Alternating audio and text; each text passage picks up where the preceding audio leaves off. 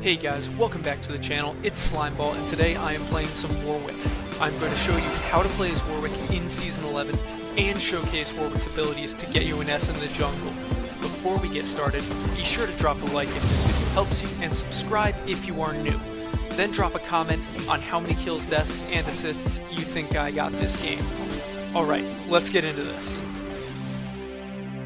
Start on blue, obviously, move on to the frog thing, sorry I forget its name, and then go to wolves. Warwick has a very strong level 3 gank potential. This is because his W gives him increased speed to chase down the opponents. His Q, to reposition him while simultaneously attacking and restoring health, is excellent. And then there's his E, a fear crowd control that can save your life and push the enemy right back to where you want them to be at the same time. This is why he's so strong in the early game. Now watch what happens. I already told bottom lane I'm ganking at 3, and now I'm pinging on my way. On this gank, I wanted to go for the Ezreal because I know he's squishier than Leona. He also has more mobility, so he's easier to get out of the way. I pop my W to pick up my speed. It locks onto the Leona, unfortunately, and she pushes me, which is a terrible decision. I reposition, pop my E right there, and push her back towards Ashe. First blood, ours.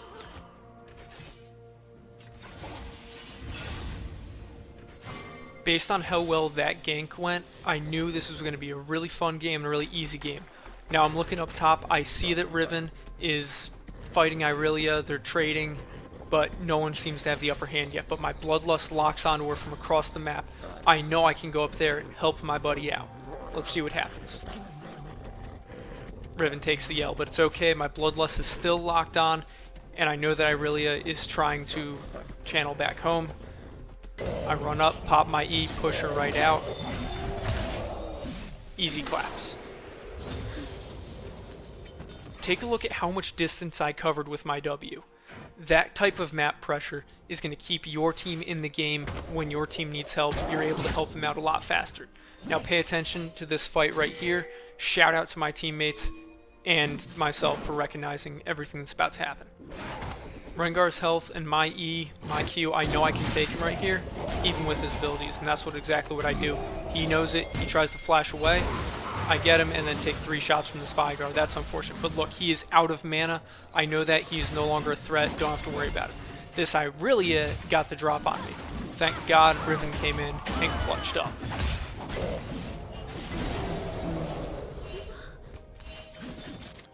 Now, Irelia's really not happy about it with those pings, but that Veigar could not do a thing there because he didn't have mana. Now, I skipped ahead a bit. What you're seeing is Irelia just killed Riven again, and now I'm coming up to clean up. She's way out of position underneath my tower, and she's gonna die. Use my Q to jump over past her. Caught right back up. I don't know why she went back in there. Easy claps. Rengar popped up on the minimap. I know he's up top, so I'm going to stay underneath this tower a second longer. He backs off. I'm going to move on, but I'm going to hit that vision lens and see exactly where he is.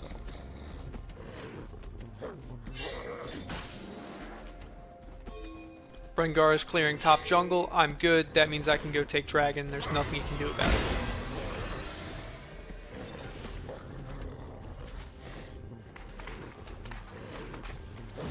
Now this is actually pretty late for me with a level 6 dragon.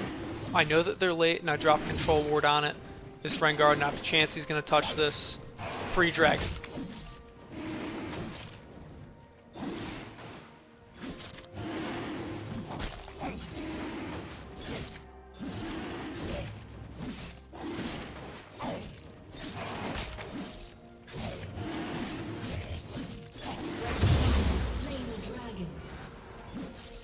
Rengar hopped that wall. I recognize that. I'm going to hit my E, get closer to him, and colossal fuck up right there. I should be dead. Thank God my E crowd controlled, and shout out to Seraphine for that.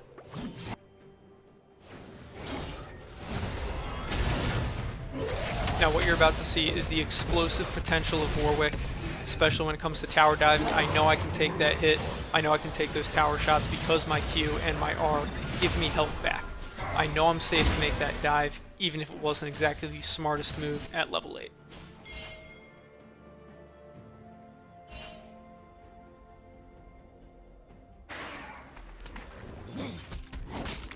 right now Riven is pretty far behind on minions and on kills. I know Irelia is getting stronger and I don't want that to happen. So I gotta find a way to get my Riven back in the game. And so I'm taking this Rift Herald and I'm gonna wait around for a gank and do what I gotta do in order to make sure that Riven does not lose this lane. Irelia scales hard, so does Riven. I want my Riven to be more powerful. It also helps that this Rengar is pretty much absentee at this point. Even the Vigar on their team was talking shit about it, how I'm doing work and he isn't. Hardcore jungle diff in this game, and that's exactly how I like it.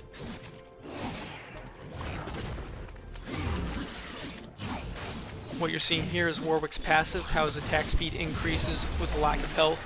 This is great because you get health back when you're doing damage in the jungle. That means that you can stay in the fight longer. You don't necessarily need to pop those two potions that you would normally have. Irelia just warded this bush. She knows exactly where I am and exactly what I'm doing, so I'm going to back off a bit, try and get her off guard.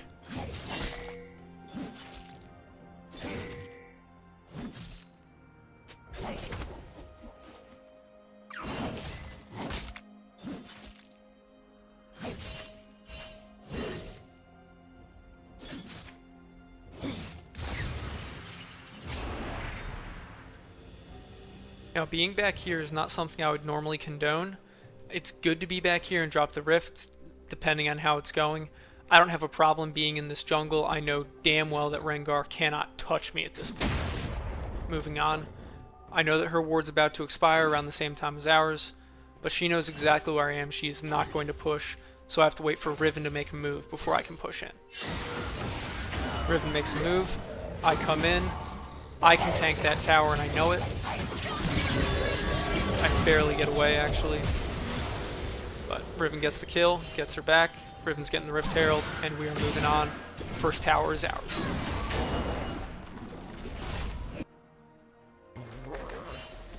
Rengar didn't contest Dragon again.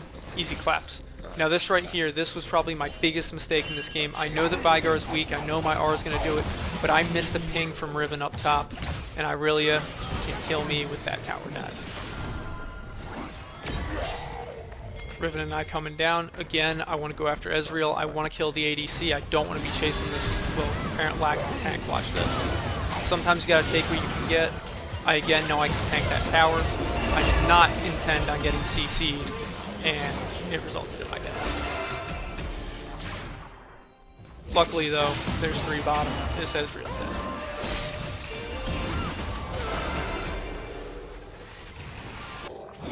Hey, look at that, I'm actually farming. I'm farming because there's 3 mid and Seraphins there. I know I can't take that, neither can she. We have to wait to make our move until Ashe arrives. Unfortunately, that doesn't happen because Rengar's got some balls. So naturally, I miss my R really well. Then smite blue. And then get double teamed for a second. Still waiting on Ashe. And there she is. Easy claps. Just at this point, I would like to say special shout out to Ashe there for saving my life. I really appreciate it.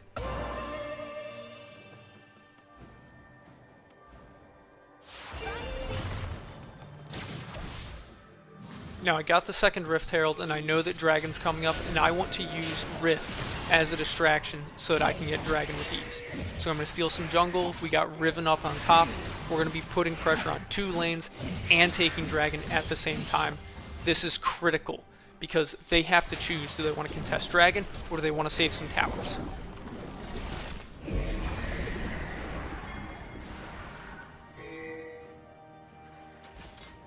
Blue team's turret has been destroyed. Now watch what I do here. With that ward there, we see Rengar come in a couple seconds. I refuse to use my Q yet. I know that's going to do extra damage, but I want to keep that Q so that I can get this Dragon within smiting damage and smite it at the same time, very much reducing the odds that Rengar can steal that Dragon. Then easy claps in this fight. It's not really much of an issue at all. Watch this. Bang. All dead. Unfortunately, Vigar is going to get away. Vigar is going to be putting up this wall. I know I can't contest that. They're running back to the tower. Not worth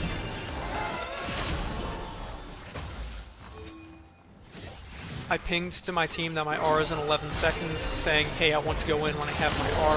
Let's wait a couple seconds. Well, nope, flash in. We're gonna fight on the tower anyway. Now I use my R. Easy kills. Rampage. I had no problem tower diving at level 8. They really think I'm not gonna tower dive right now. Attack me, you're going to die. I'm powerful, you're not. We're gonna push these towers and we're gonna move on.